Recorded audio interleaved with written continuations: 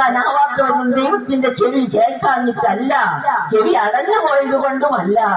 എന്തുകൊണ്ട് എന്ന് ചോദിച്ചാൽ നമ്മുടെ അകൃത്യങ്ങൾ, നമ്മുടെ പാപങ്ങൾ ദൈവത്തെയും നമ്മളെയും തമ്മിൽ അകറ്റിയിരിക്കുന്നു. ദൈവത്തിന്റെ മുഖം നമ്മുടെ മുഖത്തിൽ നിന്നും മറച്ചിരിക്കുന്നത് നമ്മുടെ പാപങ്ങളാണ്. അതുകൊണ്ട് പ്രിയമുള്ളവരെ, നമ്മുടെ പാപങ്ങളെ കുറിച്ച് നമ്മൾ ഒരു നിമിഷം ചിന്തിക്കുക, ദൈവത്തോട് ക്ഷമ പറയുക, എന്നിട്ട് പ്രാർത്ഥിക്കുക, ദൈവമേ രക്ഷിക്കണമേ എന്ന്. തീർച്ചയായും ആ ദൈവം നമ്മളെ രക്ഷിക്കും. ഉറപ്പുണ്ട് ഈ നിമിഷം ഈ സാഹചര്യത്തിൽ ദൈവം ഇവിടെയുണ്ട്, യേശുക്രിസ്തു കൂടെയുണ്ട്. കാരണം 2 or 3 പേർ എന്റെ നാമത്തിൽ ഒരുമിച്ച് കൂടിയാൽ അവരുടെ മധ്യേ ഞാൻ ഉണ്ടായിരിക്കുമെന്ന് വാഗ്ദാനം ചെയ്ത ദൈവം ഇപ്പോൾ സത്യമായും ഇവിടെയുണ്ട്.